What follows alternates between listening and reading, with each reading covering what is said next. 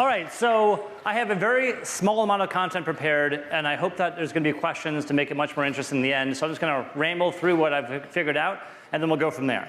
So I try to come up with the most clickbaity possible name for this session, because I'm trying to think, how do you make unit economics exciting? And I thought Conan is always exciting. And I think that where I'm going from this is, I feel like so much of this conference is based around this like mythology of well-executed strategies. Like it's either, modeled after like the Navy SEALs, like your team is highly trained, expert coordinated organization going out there and getting customers through spearfishing or something, or like these like well-organized Roman armies, whatever. I don't think the real world is anything like that. It's much more like Conan. It's basically you just have a group of people with giant swords and you're out there like trying to like get shit done.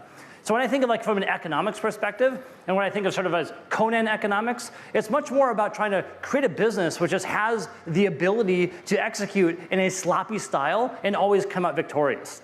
I would say that really kind of breaks down into kind of the two major pieces here. Like when I think of so much of this conference is about basically metrics as if they're there just to help you raise money. As if the whole point of this is you start a business, you raise money, and then you do work in order to raise more money, and then if you do enough more work, then you can sell your business. But like, at no point in the conversation is actually like making money to grow the business itself. Almost like it's just, we've forgotten that actually the revenue is also cash that you can spend, and the revenue you earn is actually more powerful than the money you raise. I was talking with another attendee earlier today, and we're talking about how the idea of raising money is celebrated, even though you should really view it like an obituary. When someone says basically like, oh, we raised money, you should say, I'm sorry.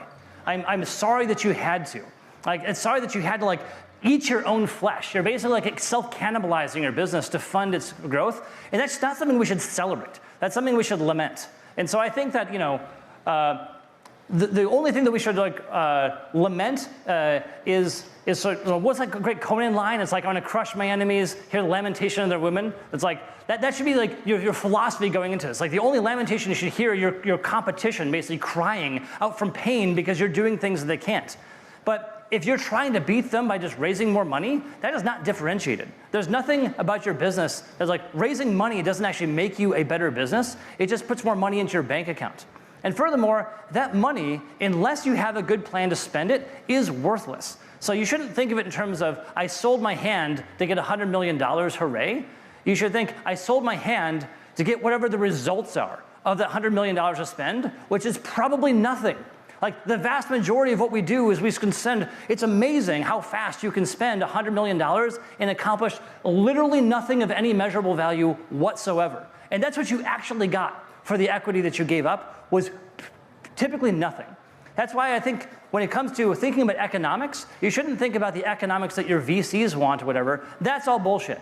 Like, they will invest if you have a strong brand, if your customers like you, and if you're growing to like top line revenue. Nothing else really matters. Like all the CAC to LTV, none of that ever actually makes any sense. Like no business was actually built on that. Every business says it was built on that. No business was actually built on that. Every real world business that you admire was built on a bunch of sloppy execution based on top of a business model that just had really great economics that allowed you that level of sloppiness.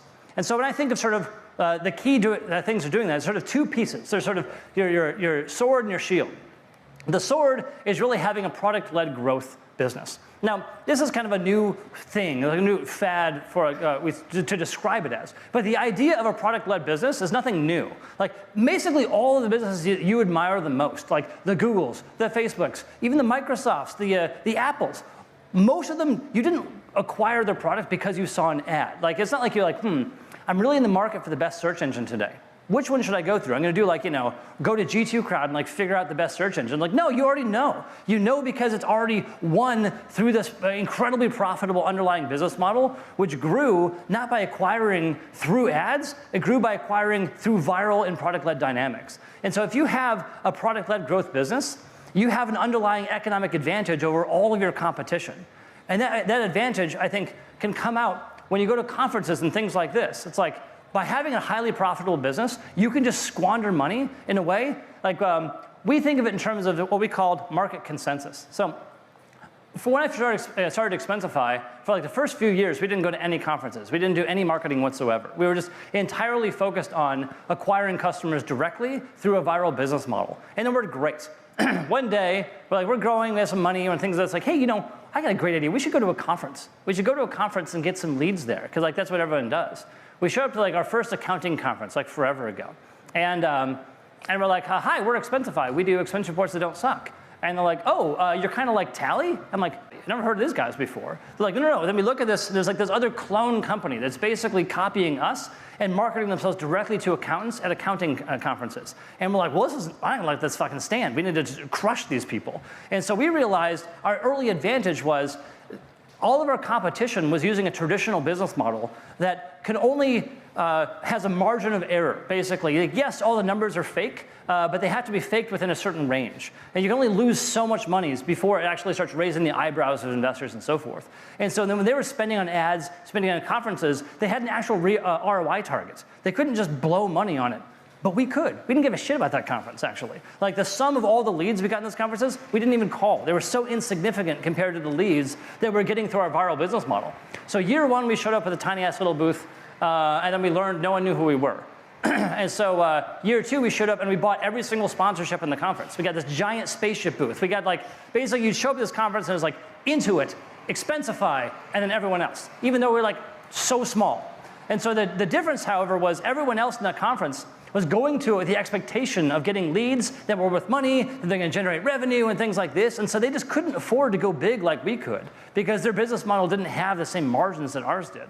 But we just said, we don't really care. We're just going to salt the fields of the entire accounting industry. So we did that for a year, and then we decided, you know what, actually, let's double down. Let's start our own conference called Expensicon. And they're like, what would a great conference be? We're like, well, it should be invite only to only the most important people at this conference. And furthermore, it should be all expenses paid in Maui.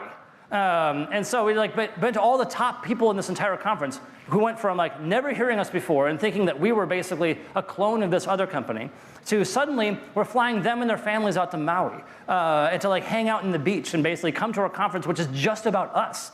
And then we said and so that worked great. So suddenly we're the top of the accounting industry, even though we hadn't paid any attention to it before that. And then we're the year after that, it's yeah, let's do that again, but this time in Bora Bora. And so we doubled down on this and had our Expensicon basically bring the top 100 accounting thought leaders in the world. But this time we say, and you have to work for it. Because you're part of our partner group. And so now if you want to be a top 100, that means that you have to sell more Expensify. And we go to them for months ahead of time. It's you're close. Your ticket's in jeopardy. You should probably sell some more Expensify. And so we actually had that conference fund itself from all the partners before they could even show up. And we could do all of this because we were willing to throw shit tons of money at it because it actually just didn't matter. Because we weren't trying to convince some sort of investor that we had some sort of CAC to LTV ratio. There's no one's personal job dependent upon making a number go from X to Y. We're just thinking about the big picture. When we think the opportunity is so big, there's hundreds of millions of businesses in the world. Virtually none of them use any of this. The way we see it is the entire market's almost entirely untapped, and we need an economic model which will let us go capture the entire thing. So we think of this in terms of what we call market consensus. Market consensus, if you have a product-led business model, that means that your word of mouth depends upon, it's like a numbers game. You just have to have the most mouths talking about you. And you need to make sure if a friend is going to, if your user is going to refer you to a friend, you need to make that person look cool. No one's going to refer the second or third option. They're just going to no, I'm not going to use that. That sucks. But if you refer them to something that is widely recognized as being the best option, you give them sort of something to talk about with their friends and make them look cool. But you have to be cool in order to make that work. And so the key to market consensus is basically making sure that by and large, the market agrees that you're the best. And once you have that, then actually you get this huge inordinate advantage of all this inbound activity that you could never pay for. The price of all the leads that we get through our product-led growth model is incalculable. There's no way we could have ever afforded it at any point in time. And so I think the key to growing a business and the key to growing basically all the businesses that you admire has almost nothing to do with the metrics involved. The metrics are totally bullshit. They're there to fool yourselves into giving a sense of control and to fool others into thinking that you have a sense of control. But in reality, you don't. In reality, we're just out there swinging swords on the battlefield, Every day we wake up and it's like, what is the best thing I can do today? And it might be different than what you did tomorrow, and it might have bear no relationship to what you do the next day, but that's fine. So I think the key weapon that you have that you can use is have a business model which grows, that the most important feature you will ever build is the one that signs up the next user. Because if you have that feature, then every user is just a little easier than the one before. If you don't have any viral lift to your product at all, every customer is just as hard as the one before. And that sucks. That world's awful. Build a business that actually gets easier at scale, not just stays the same. And also, I guess if you're talking about customer acquisition, whatever initial ads that you buy, you optimize the ROI, it's never gonna scale. Because advertising is well priced. Basically, whatever ad you wanna buy, someone else is willing to spend at a loss on that same ad. So you're basically, in any industry that's actually worth going after, there is some VC-backed company that's willing to basically lose money forever on every single ad. So if your business model is based upon buying each customer, you cannot do that profitably at scale. You might find a little angle here or there, like you're the first to advertise on TikTok or something like that. Like maybe, but you can't just like TikTok your way to a $1 billion revenue stream. At some point you need something that's inherently profitable. And advertising is not inherently profitable because everyone you're advertising against is basically losing money on that same ad. So I guess the last thing before I kind of jump to questions and just kind of yell it out is really think about the economics of your business as the most powerful weapon for long-term growth. It's not there to hit some ratio to raise the next round of money. It's there to build a business that's actually viable. And once you have that, you can crush your enemies in a way without even blinking because they care about the ROI of their spend at some point and you don't. All right, that's all I got prepared. Does anyone have any questions at all? Over here. You're gonna have to yell real loud though. I can hear you great. Sure. So to repeat the question for the feed, so basically, when people think product-led growth, they typically think consumer functionality, like Dropbox is the most classic example for this sort of thing. But like, how can you get product-led growth to work in a business environment where the individual employee is not the buyer? Is kind of like where you're getting to. Yeah, and I think that's the challenge. When we first started Expensify, no one thought this would work. Like I remember, basically every good idea we ever had, I was assured by every single expert was impossible and could never possibly work. But then we sort of just stumbled into finding ways to make it work. And I think that you can do this in every industry, and probably it's going to require creativity. For ours, we realized early on that every time you submit an expense report, you put us in touch with someone closer to the buyer than you. Basically, to your boss, to your finance department, and so forth. So we turn every single expense report into a highly targeted marketing message directly to the decision maker. That works for our industry, maybe not for yours, but there's probably some parallel. Now, the challenge, however, is everyone says, like, well, okay, that's great, but how are you going to get a bunch of employees to adopt an expense reporting application that the company doesn't endorse? Like, you're going to get people fired. That was what I was told early on. And I'm like, I don't think so. Because I think that the vast majority of the world is just chaos. It's like our competition is primarily Excel, email, an actual manila envelope full of receipts. And like, it's not fighting back primarily. And so I think the key is just, that's why we created a mobile app with a consumer design that could be adopted for free by individuals that solves a pain point that they have as an employee. And actually the employees hate expense reports way more than the admins do. And so trying to sell actually to a decision maker, expense management, that's very hard because they're kind of like shit about it. They're like, oh yeah, it's hard for my employees to get reimbursed? Yeah, that's good for me. And so we go to the people who are actually experiencing the pain point, give them a free app that they can download without permission, enable them to sign up before the decision maker, and then turn their activity into a marketing message to that decision maker such that the first time the decision maker hears about Expensify, it's not from us, it's from a whole chain of their high-paid employees basically advocating on behalf of it. We create basically an insurrection inside of the company to demand Expensify by name. And so that's taken us 13 years to work out, but I would say the earliest parts of that were worked out in like the first couple of years. And it all came by just refusing to give in to this idea that employees don't have power. Employees outnumber decision makers 100 to 1. If you can find a way to tap into them, you have a tremendous amount of power over that organization. And furthermore, none of your B2B competition is advertising to employees. No one's trying that model entirely. So that's why we're going after our market in a completely different way than everyone else in our industry. That's why everyone else in the industry like just loses money hand over fist their entire miserable existence, and ours is great. Next question. Over here. Great question. So, yeah, that makes sense. So the question for the feed is, what was it? I'm not a shrinking violet CEO. Thank you, I think. But basically, like, how do you maintain a diversity of voices as a company, but still take strong social stances? Loosely. Yeah, and I think that, I mean, diversity is a tricky thing because recruiting, attracting, retaining, and inspiring a diverse range of voices is super important if you want to have long-term sustained creativity.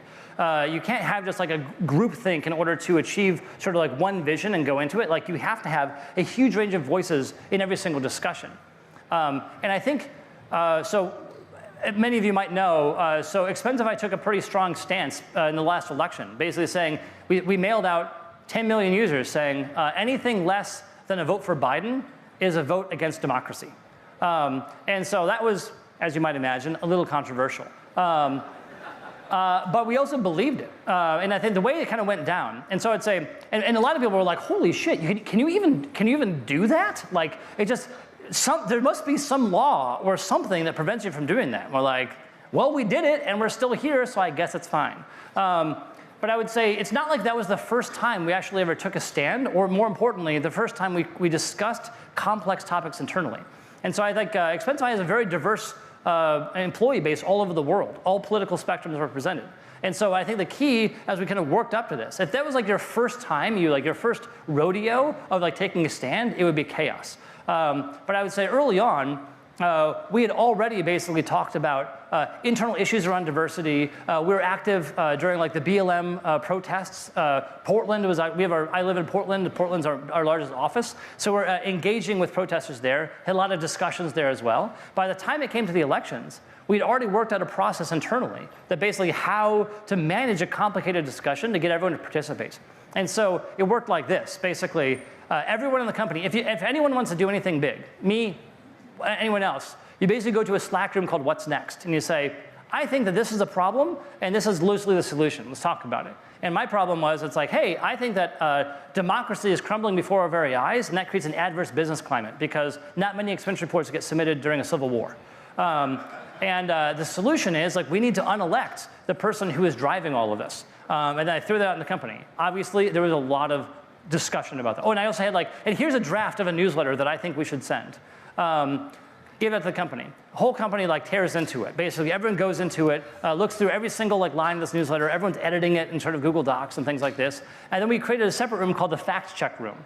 The fact check room is if you have a if the company needs to make a stand on something which is controversial and you disagree, go into the fact check room. And then it's basically the rules of the fact check room is you state something that was like David said this and I don't think it's true.